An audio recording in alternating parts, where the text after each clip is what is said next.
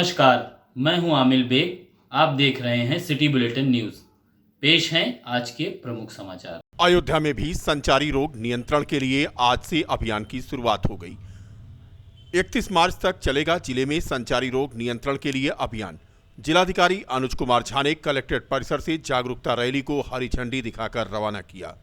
स्वास्थ्य विभाग के अधिकारी गांव-गांव जाकर मरीजों को चिन्हित करेंगे और लोगों को जागरूक करेंगे।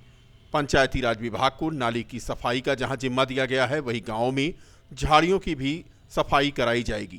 नगर निगम क्षेत्र में भी यह अभियान चलाया जाएगा। कृषि विभाग व पशुपालन विभाग भी इस कार्यक्रम में सहयोग करेंगे। इससे पूर्व जिलाधिकारी अनुज कुमार झा ने कलेक्ट्रेट सभा कक्ष में संचारी रोग नियंत्रण दस्तक अभियान की शपथ दिलाई। शपथ ली गई कि दिमागी बुखार और कोविड-19 को रोकने के लिए हर संभव प्रयास किया जाएगा। 2 गज की दूरी बनाए रखी जाएगी और कोई भी बच्चा गांव में बुखार से पीड़ित होगा तो उसका तुरंत इलाज सरकारी अस्पताल में कराया जाएगा। अगर किसी को बुखार के साथ सांस लेने में तकलीफ होगी तो कोई ऐसा कोविड प्रभावित क्षेत्र से आया हो या कोविड-19 संक्रमित व्यक्ति से मिलकर आया हो तो तुरंत उसकी जानकारी आशा बहू को दी जाएगी। जिले के रौनाही थाना क्षेत्र अंतर्गत हाईवे पर मजदूरों से भरी एक पिकअप पलट गई, जिसमें एक मजदूर की मौत हो गई जबकि आधा दर्जन से अधिक मजदूर घायल हो गए। घटना की सूचना मिलने पर पहुंची पुलिस ने स्थानीय लोगों की मदद से घायलों को जिला चिकित्सालय में भर्ती कराया, जहां पर उनका इलाज चल रहा है। मिली जानकारी के अनुसार थाना रौनाही क्षेत्र के रहने वाले सभी मजदूर एक पिकअप पर सवार होकर रोज की तरह कामकाज की तलाश में फैजाबाद आ रहे थे। सत्ती चौरा के पास पिकअप अनियंत्रित होकर पलट गई। हादसे में आधा दर्जन से अधिक लोग घायल हो गए। घटना की सूचना मिलने पर पुलिस ने स्थानीय लोगों की मदद से एम्बुलेंस में बिठाकर घायलों को जिला चिकित्सालय रवाना किया। गंभीर रूप से कुछ घायलों को दर्शन नगर स्थित मेडिकल कॉलेज भी भेजा गया है। वह भैया फैजाबाद काम करने के लिए आ रहे थे और जो है एक पिकअप आई, उसमें रोज के तरीके से बैठे। बस 2 मिनट के अंदर में पिकअप जो है लड़खड़ाने लगी और उसके बाद फिर आंखों के सामने अंधेरा हो गया और कई आदमी घायल हो गए। और उसके बाद हमें होश था तो हमने अपने एक बहुत ही खास मित्र को, एक आदमी थे, उनको फ़ोन कराया और उसके बाद एम्बुलेंस में जो आई, पुलिस वाले आए और हमको यहाँ अस्पताल में लेकर आए। घटना की सूचना मिलने पर दैनिक वेतनभोगी श्रमिक संगठन के लोग भी यहां पहुंचने लगे। दैनिक वेतन भोगी श्रमिक संगठन के मंत्री आदित्य शुक्ला ने जिला चिकित्सालय पहुंचकर घायल मजदूरों से मुलाकात की और उनका कुशल क्षेम पूछा। आदित्य शुक्ला, मंत्री दैनिक वेतन भोगी श्रमिक संगठन ने मजदूरों को हर संभव सहायता दिलाए जाने का आश्वासन दिया तथा उनके उपचार में मदद का भी भरोसा दिलाया। अयोध्या नगरी में बगैर बताए ही गरीबों के आशियाने को उजाड़ने पर सरजू नगर विकास समिति ने इसकी घोर निंदा की है। साथ ही कानून का लड़ाई लड़ने व गरीबों के आशियाने को उच्च न्यायालय लखनऊ खंडपीठ के माध्यम से हरजाना सहित प्रशासन से दिलवाने की हुंकार भरी है। बता दें कि रविवार को अयोध्या के चक्र तीर्थ क्षेत्र स्थित परिक्रमा मार्ग के ब्रह्मा कुंड के पास भारी पुलिस फोर्स के साथ पहुंचे जिला प्रशासन ने बगैर किसी नोटिस के आम जनमानस के मकानों को उजाड़ना शुरू कर दिया, जिसकी जानकारी होते ही यहां पर असहाय लोगों के आशियाने जब उजड़ने लगे तो इसके खिलाफ सरजू नगर विकास समिति के अध्यक्ष अवधेश सिंह पहुंचे और उन्होंने मदद की गुहार लगाई। पीड़ित राम नरेश का कहना है कि 40 सालों से हम लोग यहां रह रहे हैं, ऐसे में अगर प्रशासन बिना नोटिस दिए हम लोगों का घर उजाड़ रही है तो हम जाएंगे कहां। इसी दौरान सरजू नगर विकास समिति के अध्यक्ष ने जहां गरीब असहाय लोगों को नजूल की जमीन पर जो रह रहे हैं वहां पर जाकर मुआयना किया और समिति के अध्यक्ष ने गलत तरीके से हो रहे कार्य को लेकर घोर निंदा की। बता दें कि अयोध्या में यह कार्रवाई रविवार को प्रशासन ने की है। बिना नोटिस के 1 दर्जन से अधिक गिराए गए हैं जो घर। इन घरों में रहने वालों का कहना था कि उनके पास नजूल का पट्टा है और नगर निगम में दर्ज हैं उनके मकान। महंत सनत दास रामायणी ने भी यही बात कही। उन्होंने कहा कि जेसीबी से हनुमान मंदिर जो इस परिसर में था उसे भी गिरा दिया गया है और कोई नोटिस नहीं दी गई है। फिलहाल एडीएम वित्त एवं फाइनेंस जीएल शुक्ला का भी बयान आया है। उनका कहना है कि अयोध्या धाम की काफी जमीनों पर अवैध कब्जा है और सरकारी जमीनों से अवैध अतिक्रमण को हटवाया जा रहा है। इसी कड़ी में ब्रह्मकुंड के पास दोराही कुआं क्षेत्र में भी यह सरकारी जमीन खाली कराई जा रही है। अयोध्या रेलवे स्टेशन के विस्तार के लिए यह जमीन खाली कराई जा रही है। प्रशासन ने गुंडागर्दी करते हुए बगैर किसी सूचना के ब्रह्मकुंड से राजघाट तक इन लोगों की दुकानें हैं, मकान है, झुग्गी झोपड़ी सब ध्वस्त करवा दिया है। मैंने तुरंत जब से जैसे ही लोग आए, मैंने अभी मुख्य राजस्व अधिकारी पुरुषोत्तम दास गुप्ता जी से बात किया। हम कहा तुरंत रुकवाइए, अनलीगल तौर से लोग कर रहे हैं। ठीक है, ये नजूल में बसे हैं। तो अयोध्या में कितने लोग नजूल बसे हैं आप जानते होंगे।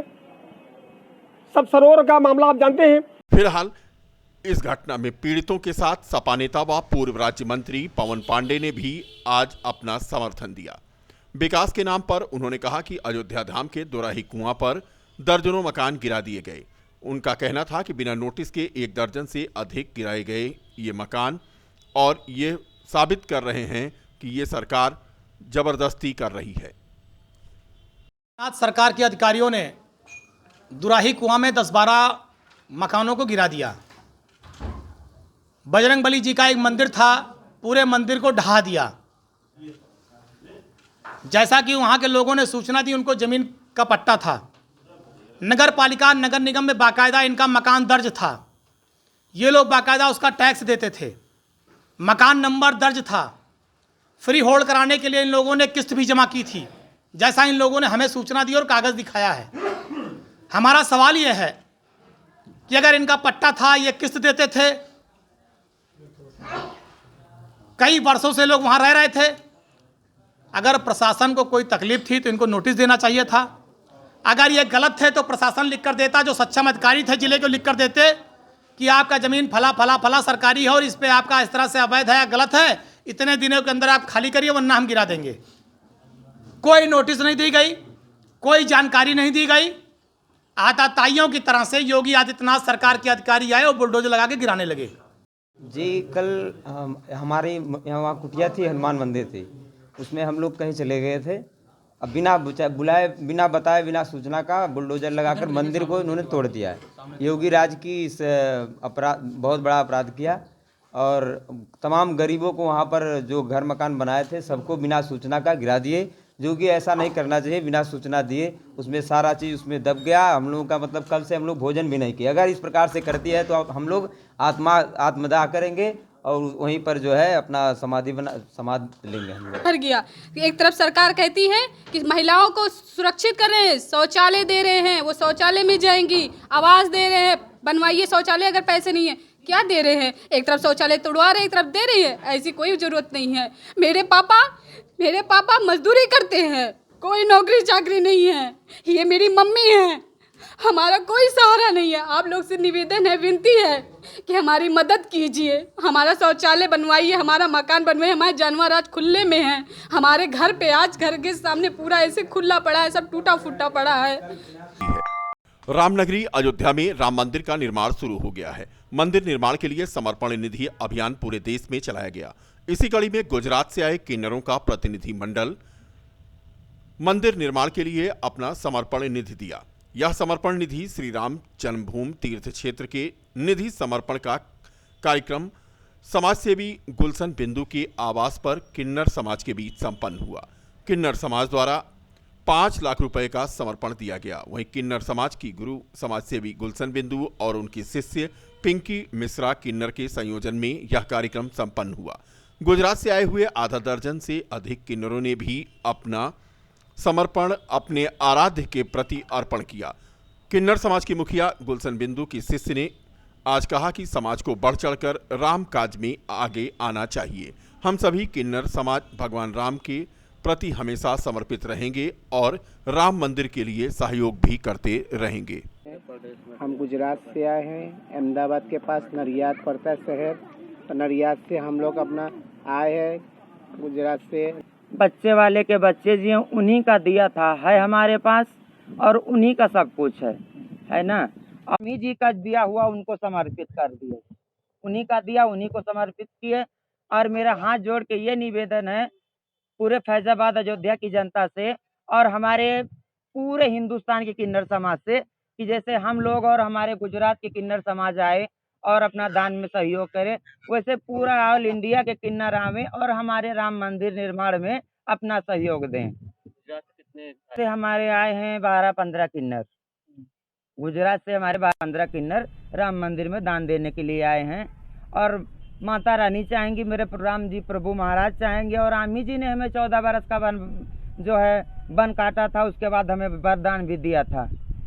रामी जी का दिया सब कुछ है, उन्हीं का दिया उन्हीं को समर्पण हमने किया। श्री अवध धाम महोत्सव 16 मार्च से प्रारंभ होकर 26 मार्च तक क्षत्रिय बोर्डिंग लालबाग के प्रांगण में आयोजित होगा। यह जानकारी महोत्सव के संरक्षक कवि अशोक टाटंबरी ने आज पत्रकारों को दी। उन्होंने बताया कि महोत्सव का मुख्य उद्देश्य समाज में स्वस्थ मनोरंजन के माध्यम से सामाजिक समरसता, आपसी भाईचारा, राष्ट्र प्रेम तथा विश्व बंधुत्व की भावना जागृत करना है। महोत्सव के संरक्षक पूर्व छात्र संघ अध्यक्ष साकेत महाविद्यालय व भाजपा के नेता सुनील सिंह विद्यार्थी ने बताया कि कार्यक्रम समाज में फैली कुरीतियों के उन्मूलन के प्रति लोगों को जागरूक करने को लेकर है।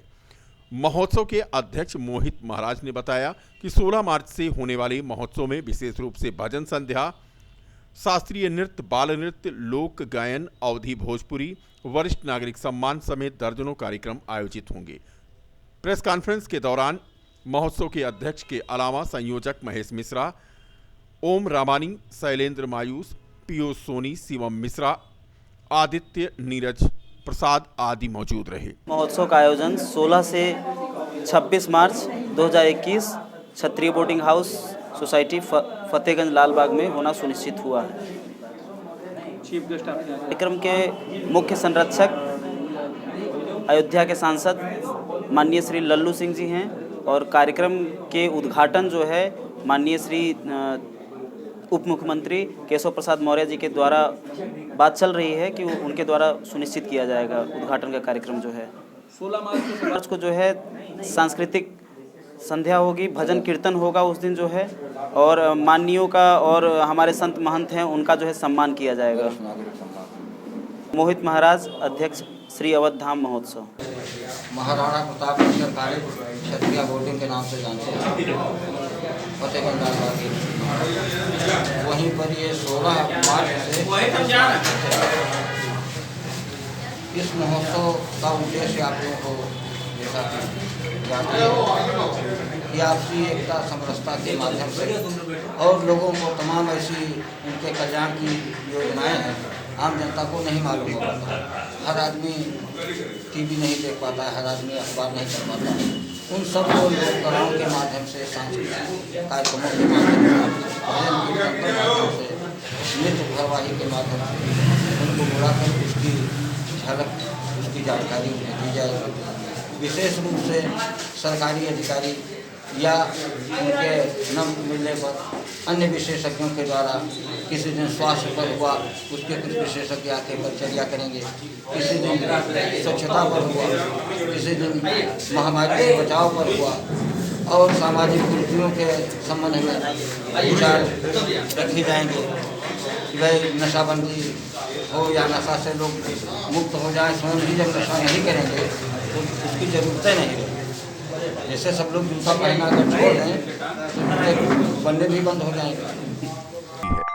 नगर क्षेत्र के कौशलपुरी कॉलोनी में गीता क्लासेज की नई शाखा का रविवार को शुभारंभ किया गया। इसका शुभारंभ राम मनोहर लोहिया अवध विश्वविद्यालय के कुलानुशासक डॉक्टर अजय प्रताप सिंह ने फीता काटकर किया। उद्घाटन के अवसर पर मुख्य अतिथि ने लोगों को बधाई दी। उन्होंने कहा कि आज के समय में अक्षर ज्ञान के साथ साथ खुद को डिजिटली मजबूत करने की आवश्यकता है। उन्होंने संस्था के निदेशक गोविंद सिंह की तारीफ भी की। सेंटर मैनेजर विपिन सिंह ने उद्घाटन समारोह को संचालित करते हुए कहा कि इस सेंटर पर बेहतरीन शिक्षकों के द्वारा शिक्षा दी जाएगी। इस मौके पर प्रमोद सिंह, रणधीर सिंह लल्ला, राहुल तिवारी, रजनीश द्विवेदी सहित बड़ी संख्या में छात्र छात्राएं मौजूद थे। पहले हम ये बताते हैं कि ये जो कार्यक्रम हुआ है ये कौशलपुरी कॉलोनी फेज़ 2 में नियर फैमिली बाज़ार हुआ है। यहाँ पर गीता क्लासेस की न्यू ब्रांच ओपन हुई है। इसका हेड ऑफिस जो है वो उदया चौराहे पे नियर जालपा मंदिर है और इस ब्रांच पे हम एक नई टेक्नोलॉजी लाने जा रहे हैं जिसका नाम है मिड ब्रेन एक्टिवेशन एकेडमी। इस टेक्नोलॉजी के हेल्प से जो हमारे बच्चे जो मेंटल थोड़ा सा वीक हैं, स्लो हैं, उनको हम लोग डिफरेंट एक्टिविटीज़ करा के उनकी लर्निंग एबिलिटी, उनका कॉन्फिडेंस लेवल बूस्टअप करेंगे। और आज के कार्यक्रम के मुख्य अतिथि हमारे चीफ प्रॉक्टर राम मनोहर लोहिया ऑल यूनिवर्सिटी प्रोफेसर अजय प्रताप सिंह जी रहे। उनके साथ अपना दल के युवा नेता प्रमोद सिंह जी साथ में रहे और सरासी के प्रधान प्रतिनिधि रणधीर सिंह लल्ला जी भी मौजूद रहे। और यहाँ पर बहुत सारे पेरेंट्स भी आए थे, बहुत सारे बच्चे भी आए थे।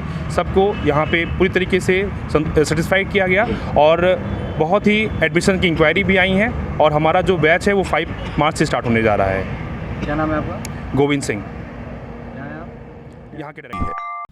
अयोध्या जनपद के पीआरडी जवानों ने जिलाधिकारी को संबोधित अपने अधिकारी युवा कल्याण अधिकारी को ज्ञापन सौंपा और मांग की कि जिले के समस्त पीआरडी जवानों की डेटिंग मुख्य विकास अधिकारी के द्वारा अधूरे साइबर के माध्यम से लगाई जाती है, जिसमें समस्त पीआरडी जवानों की ड्यूटी गलत तरीके से 50 से 80 किलोमीटर की दूरी पर लगाई जाती है, जिससे पीआरडी जवानों को एक दिन का वेतन 375 प्रतिदिन मिलता है तो आने जाने के किराए में ही वह खर्च हो जाता है और वो परेशानी का सामना कर रहे हैं।